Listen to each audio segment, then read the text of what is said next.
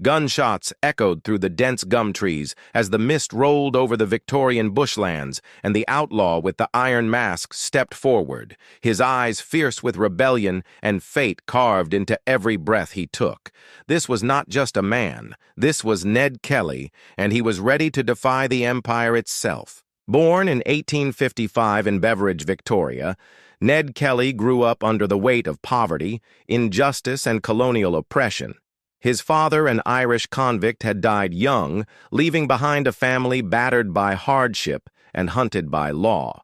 The Kellys were no strangers to police harassment, and the system seemed to always tilt against them, the people of the land whispering tales of the boys who would not bow, who would not bend. Ned was just a boy when he saved another from drowning, a heroic act that was recognized but forgotten soon after, as he fell into the web of survival crimes and cattle duffing in the rugged lands of northeast Victoria. He was barely a teenager when he first faced police brutality, accused and beaten for things he did not do. The seeds of defiance had taken root in soil soaked with injustice. As time passed, Ned was joined by his brother Dan Kelly and close friends Joe Byrne and Steve Hart. The four formed the core of what would become the most feared and talked about outlaw gang in Australian history.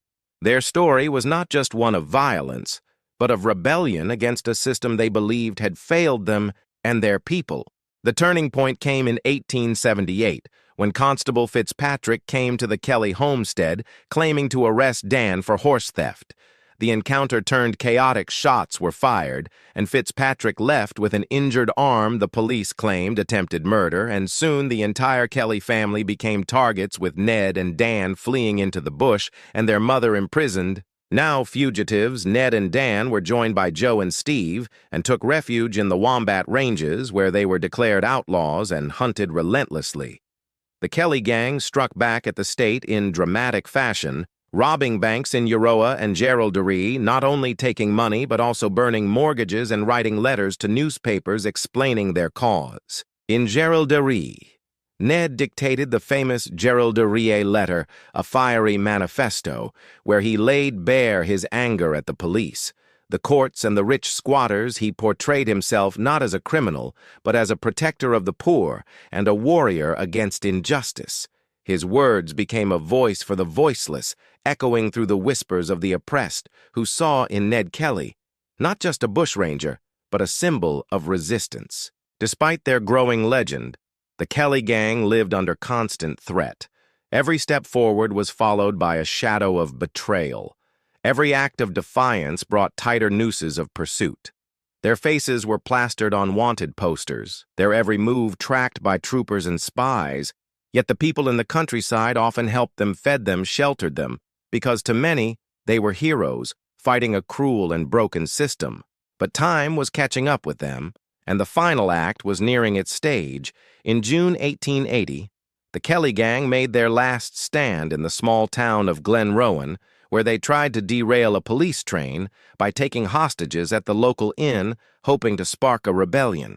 But the plan fell apart when a schoolteacher warned the authorities. The siege at Glenrowan would go down in history as one of the most dramatic events in Australian folklore, clad in homemade armor made of plowshares.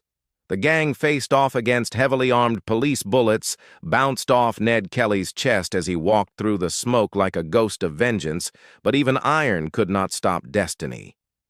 Joe Byrne fell first, shot in the groin while raising a glass to the gang.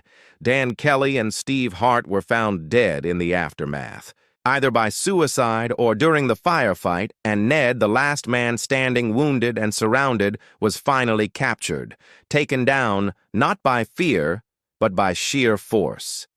The people of Australia watched as Ned Kelly was put on trial. Some called him a murderer, others a martyr. The judge sentenced him to hang, and on November 11, 1880, at Melbourne Jail, Ned Kelly faced the noose. His last words reported to be, "Such is life spoken, not in surrender but in defiance." But the story did not end there. Long after the gallows took his breath, Ned Kelly remained alive in the hearts of a divided nation, his steel helmet preserved in museums, his name etched in legend, and his words still haunting the corridors of history. for what the state tried to silence the people continued to speak the line between villain and hero, forever blurred by the dust of the Australian bush. In the years following his death, the image of Ned Kelly evolved no longer. Just a bushranger, he became a symbol, a question mark carved into the soul of colonial Australia. Artists painted him, writers wrote him rebels, quoted him, and common folk remembered him with a mix of awe and sadness. Was he truly evil, or simply a reflection of a cruel system that left no place for the poor and the Irish? The myths grew around him, tales of secret treasure buried in the bush, hidden maps found in old boots, sightings of descendants who claimed his blood ran through their veins. Each story another thread in the tapestry of a legend that refused to die. School children learned his story in classrooms, and tourists walked the same paths he once fled through, chased by redcoats and fate. But beyond the myth lay the raw truth. The Ned Kelly Gang were young men, some barely out of their teens, who were pushed into a corner by systemic violence and chose to push back. They were not perfect, not saints, but neither were they the soulless killers the authorities made them out to be. Their crimes were real, but so were the wounds that led them there.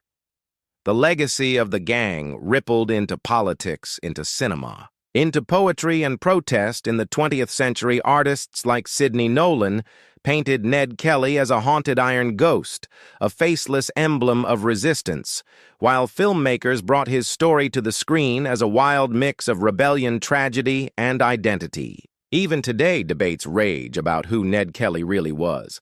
Some scholars argue he was a dangerous criminal whose romantic image was falsely constructed. Others believe he was a revolutionary, a voice for the underclass who dared to challenge colonial authority. Whatever the truth may be, one thing is certain.